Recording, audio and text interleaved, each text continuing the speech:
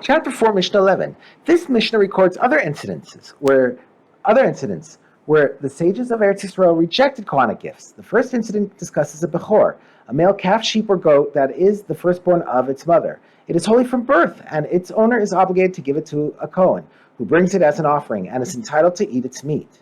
We now turn to the words of the Mishnah. Ben and Tinos brought bechoros, firstborn animals, from Babylonia to Eretz Yisrael for the Kohanim to offer upon the altar.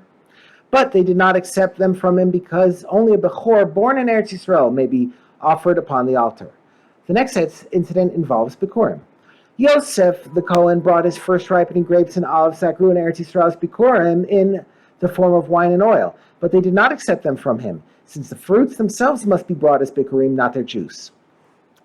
There is a mitzvah to bring the Pesach offering on the 14th of Nisan.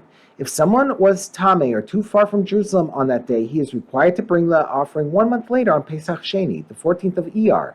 Sibah Midbar, chapter 9, verses 9 through 14. In the next incident, Yosef the Kohen came with his family to offer a Pesach Sheni.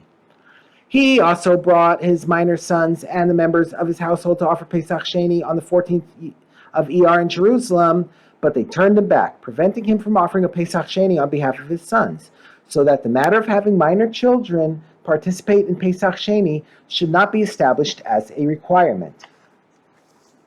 The verse in Devarim, chapter 26, verse 2 states, "You shall take of the first of every fruit of the ground that you bring in from your land."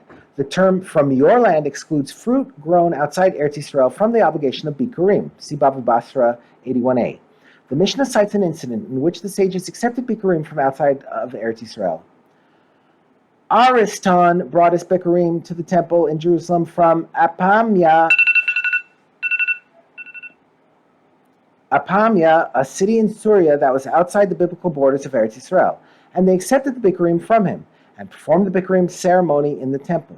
Even though Bikurim are not brought from lands outside Eretz Yisrael, because the sages said, one who purchases land in Syria is like one who purchases land in the very outskirts of Jerusalem. That is, the sages decreed that Bikurim must be brought from produce grown in Syria, just as it must be brought from produce grown in the outskirts of Jerusalem.